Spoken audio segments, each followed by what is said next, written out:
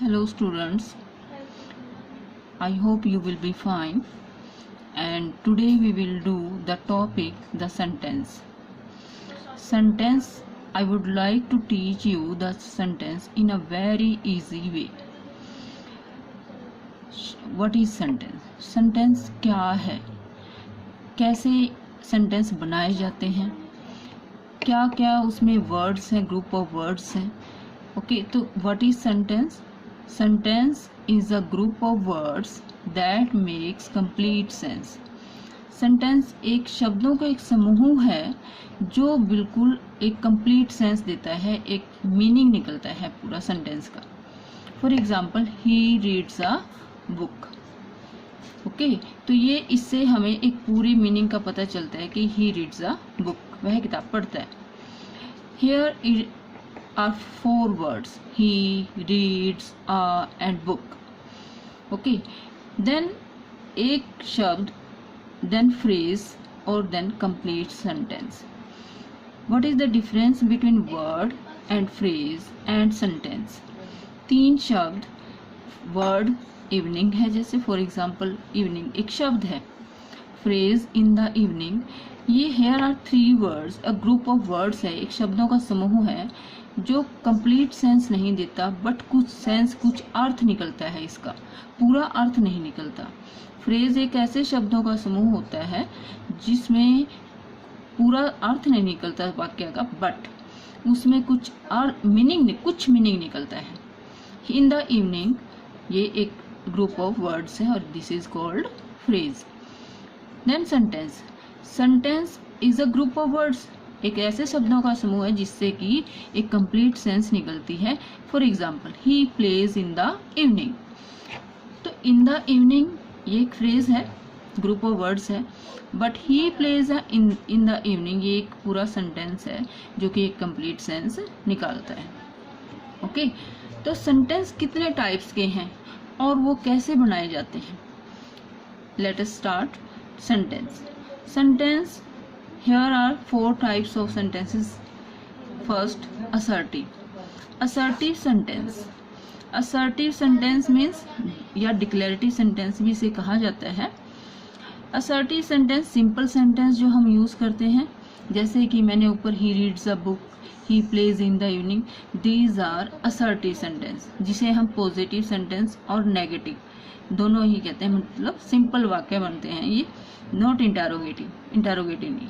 तो ये assertive sentence two types के होते हैं, affirmative and negative. Affirmative means सकारात्मक, नेगेटिव मीन्स नकारात्मक. तो टू टाइप्स के सेंटेंसेस जो होते हैं, एफर्मेटिव एंड नेगेटिव, इन्हें हम असर्टिव या डिक्लेरेटिव सेंटेंसेस कहते हैं. Then second, interrogative. Interrogative question mark, प्रश्नवाचक, जिसे हिंदी में कहते हैं. इम्पेरेटिव. इम्पेरेटिव सेंटेंसेस जिसमें हम किसी को सलाह देते हैं, ऑर्डर देते हैं, रिक्वेस्ट करते हैं, तो उन्हें इम्पेरेटिव सेंटेंस कहते हैं. एक्सक्लेमेटरी. एक्सक्लेमेटरी सेंटेंसेस जिसमें हम एक्सप्रेशन के साथ बोलते हैं, एक्सप्रेशन मतलब अभिव्यक्ति के साथ बोलते हैं, अपने भावों के साथ बोलते हैं, इमोशंस के साथ. कोई गुस्से के इमोशंस में, कोई आप खुशी के इमोशंस के साथ सेंटेंस एक्सप्रेस करते हो, तो उन्हें कहते हैं हम exclamatory sentences. First of all we will do assertive sentence. Assertive sentence, declarative जैसे कि मैंने पहले बताया. असर्टिव सेंटेंस मीन्स सकारात्मक वाक्य या नकारात्मक दोनों ही होते हैं. Okay, declarative, affirmative sentence.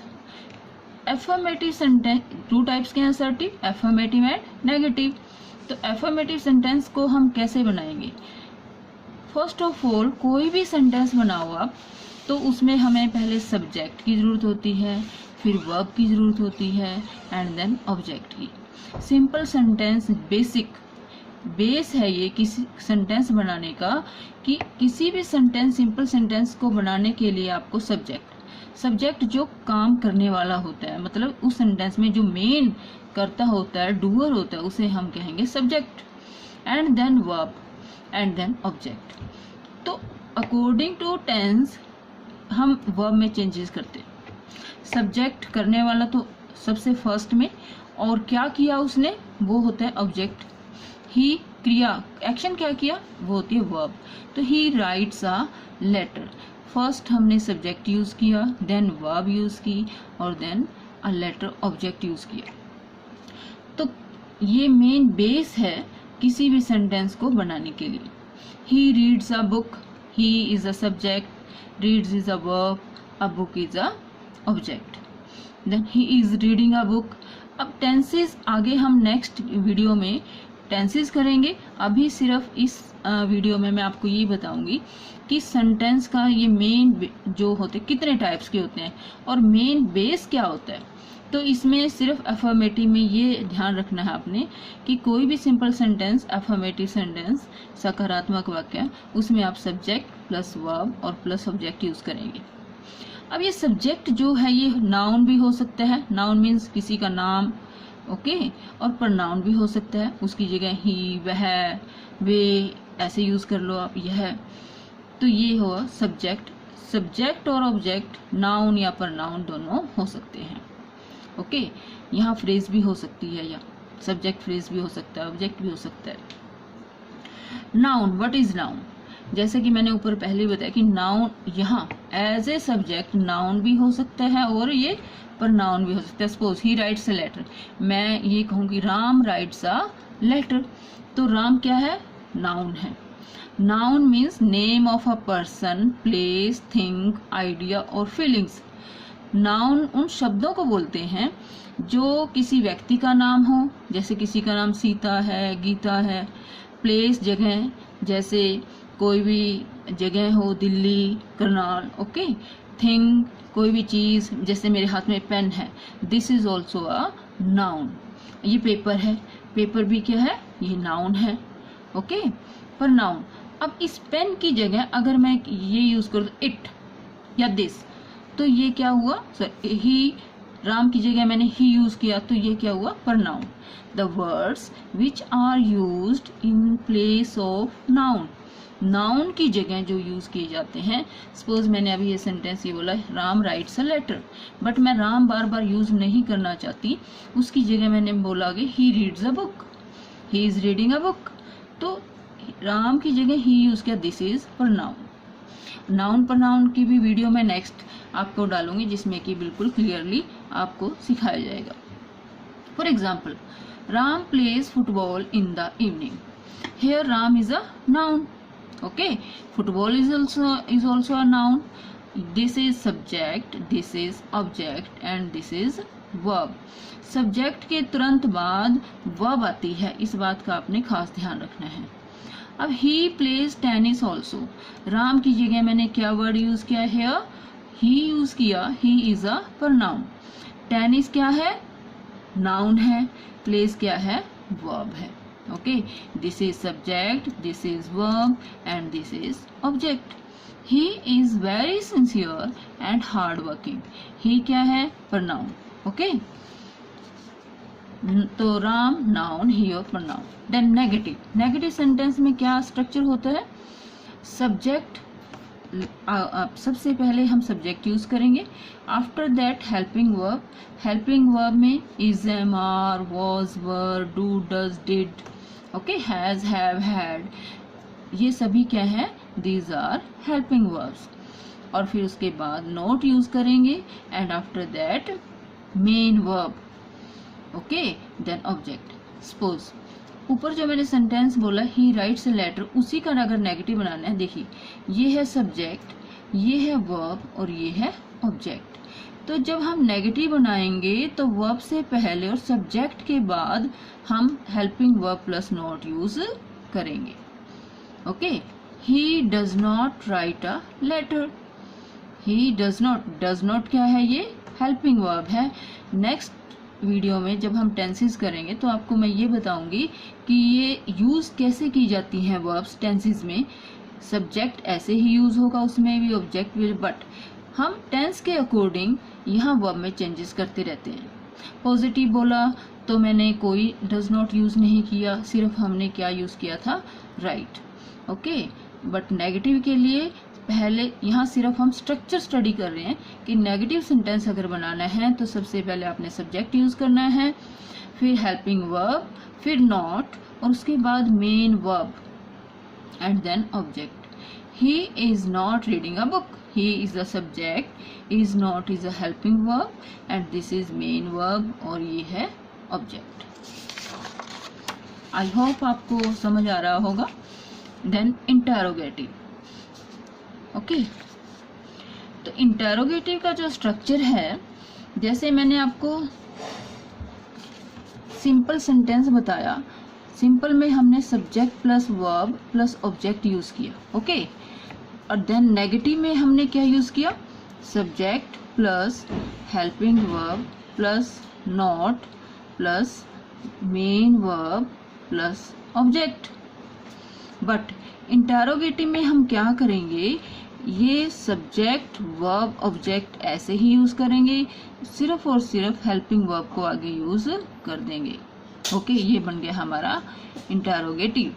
और इंटेरोगेटिव कौन सा, जिसका आंसर हम यस या नो में देते हैं, जिसका आंसर हम कैसे देते हैं, यस या नो में। For example, does he write a letter. अब ही राइट अ लेटर, ये सब्जेक्ट वर्ब और ऑब्जेक्ट, बट क्या वह पत्र लिखता है, तो क्या वह पत्र लिखने में हम हेल्पिंग वर्ब इसके आगे यूज कर देंगे, does he write a letter.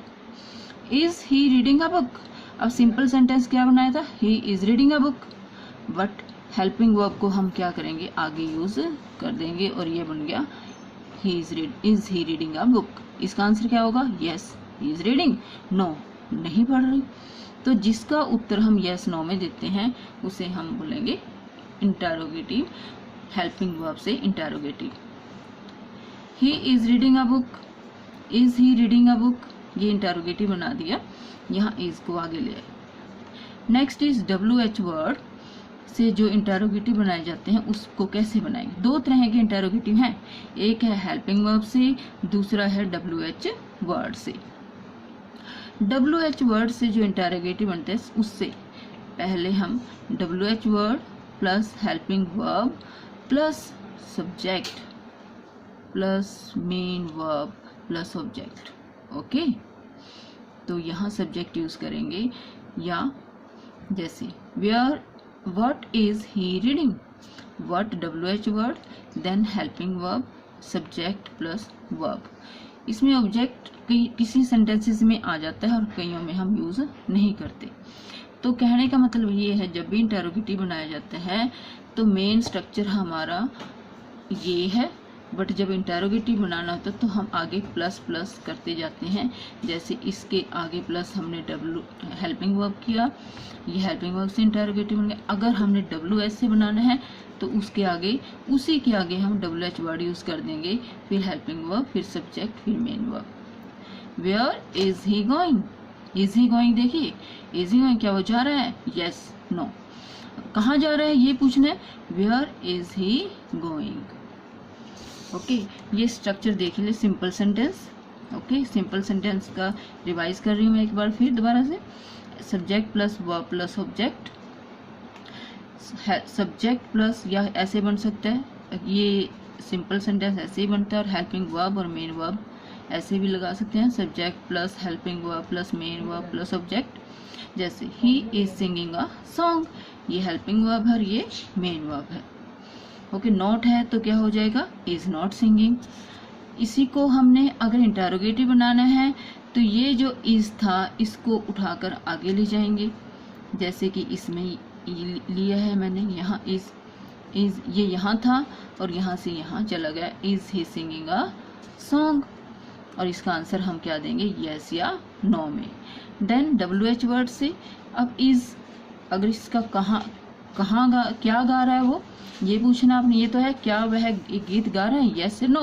But अगर ये पूछना आपने वह क्या गा रहा है, तो आप WH वर्ड से बनाओगे, इज क्या, आगे हम क्या यूज कर देंगे यहाँ, WH word. WH word means what, when, where, why, how, ये सभी WH वर्ड की कैटेगरी में आते हैं। WH word plus helping verb plus subject plus main verb plus object. What is he singing, okay, which song is he singing. तो हमने helping verb के आगे क्या यूज कर दिया है, WH word. Then imperative sentences. Imperative sentences is very easy, बहुत ही आसान है।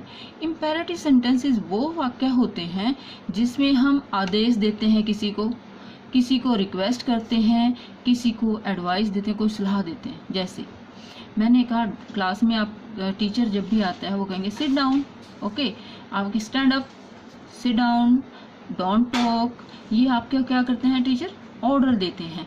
रिक्वेस्ट भी करते हैं, please shut the door, please open the door, तो ये रिक्वेस्ट हुई, ओके। बट इसमें पर्टिकुलर हम सब्जेक्ट को मेंशन नहीं करते कि हम किसको बोल रहे हैं। जैसे इसमें जो सेंटेंस स्टार्ट होता है इसमें सब्जेक्ट यूज नहीं किया जाता, तो इसमें क्या करते हैं हम सिर्फ वर्ब की first form plus object structure रखते हैं। जैसे ओपन द डोर, ओपन क्या है, वर्ब की first form, the door object. कोई किसी को पर्टिकुलर नाम लेके नहीं कहा कि आप खोल दीजिए दरवाजा, हमने सिर्फ सीधा आदेश दिया ओपन द डोर, दरवाजा खोल दो। Request please help me, please word आगे यूज किया और फिर वर्ब की फर्स्ट फॉर्म प्लस ऑब्जेक्ट। अगर आपने वर्ब की first form don't negative sentence बनाना है, बातें मत करो, शोर मत करो, तो आप कैसे बोलोगे, आगे डोंट यूज कर दोगे, उसके बाद वर्ब की फर्स्ट फॉर्म फिर object, don't make noise. Learn your, suppose देखिए नेगेटिव में डोंट प्लस वर्ब की first form plus object. Learn your lesson, don't touch the wire. Help me please, please आगे भी यूज कर सकते हो, पीछे भी। गिव मी 1 ग्लास वाटर, तो यहाँ भी किसी की सब्जेक्ट मैंने कहीं भी मेंशन नहीं किया। Then exclamatory. एक्सक्लेमेटरी सेंटेंसेस वो सेंटेंसेस होते हैं जिसको हम भावना के साथ, स्ट्रॉन्ग इमोशंस के साथ, फीलिंग के साथ एक्सप्रेस करते हैं। जैसे मान लो कोई सुंदर सा फूल देखा आपने और आप ऐसे बोलोगे वाह कितना सुंदर फूल है, तो आप इसको कैसे बोलोगे, व्हाट अ ब्यूटीफुल फ्लावर। तो इस एक्सप्रेशन आपने भाव के साथ कहा, ओके, तो ये हुआ एक्सक्लेमेटरी सेंटेंस। अब आपकी कोई जीत हासिल हो गई, आपको खेल रहे थे आप, मैच जीत लिया, तो आपका hurray, we have won the match, hurrah. तो हुर्रा मीन्स आपने एक्सप्रेशन, भाव। मेरा पेन गुम हो गया, सपोज मैं को हाय, मेरा पर्स गुम हो गया, मेरा पेन गुम हो गया, हाय। ये जो हाय शब्द है, alas alas alas, I have lost my purse, तो अलास एक्सप्रेशन के साथ यूज किया। तो ये जो शब्द है हुर्रा, अलास, ये क्या है, एक्सक्लेमेटरी वर्ड्स हैं जो भावनाओं के लिए हम व्यक्त करने के लिए वर्ड यूज करते हैं। बाकी जो पीछे का जो सेंटेंस है ये सिंपल सेंटेंस जो आपने एफर्मेटिव पहले किए। What a comment, bravo, bravo तो शाबाश। ये जो शब्द हैं ये एक्सक्लेमेटरी सेंटेंसेस हैं और ये साइन यूज होता है भावनाओं के लिए, ओके। देन एक्सक्लेमेटरी में व्हाट आ सरप्राइज के लिए यूज होता है, what a plus adjective plus noun. देखिए व्हाट अ ब्यूटीफुल फ्लावर, इस सेंटेंस में व्हाट अ वर्ड यूज किया और उसके बाद एडजेक्टिव सेंटेंस वर्ड यूज किया। एडजेक्टिव क्या होता है, विशेषता, कैसा फूल है, सुंदर। तो सुंदर जो शब्द है ये फ्लावर की विशेषता बता रहा है, इसलिए हम इसे बोलेंगे विशेषण, एडजेक्टिव, ओके। ये है adjective. What a lovely dress, dress कैसी है, लवली है, तो ये एडजेक्टिव है और इससे पहले व्हाट है। हाउ प्लस, हाउ से जो सेंटेंस बनाए जाते हैं, हाउ प्लस एडजेक्टिव, उसके बाद भी एडजेक्टिव लगता है। How kind of you, okay, it means you are very kind, आप बहुत दयालु। इस सेंटेंस को हम ऐसे भी कह सकते हैं यू आर वेरी काइंड, और इस सेंटेंस को हम ऐसे भी कह सकते हैं हाउ काइंड ऑफ यू, कितने दयालु हो आप। हाउ प्लस एडवर्ब भी, इससे भी सेंटेंस बन जाते हैं कई बार। हाउ पोलाइटली सी स्पोक, कितने प्यार से वो बोले। सी स्पोक वेरी पोलाइटली, इस सेंटेंस को आप सिंपल तरीके से ऐसे कहोगे। अगर भावों के साथ कहोगे, देखो ये सेंटेंस ऐसे बोलेंगे सी स्पोक वेरी पोलाइटली, बट अगर मैं एक्सप्रेशन के साथ बोलना चाहूँ हाउ पोलाइटली सी स्पोक, तो हम इसको इस तरह से बोलेंगे। आई होप आपको ये टॉपिक अच्छी तरह से समझ आया होगा, ओके। नेक्स्ट टॉपिक में हम आर्टिकल्स एंड टेंसेस के बारे में करेंगे नेक्स्ट वीडियो में। Thank you.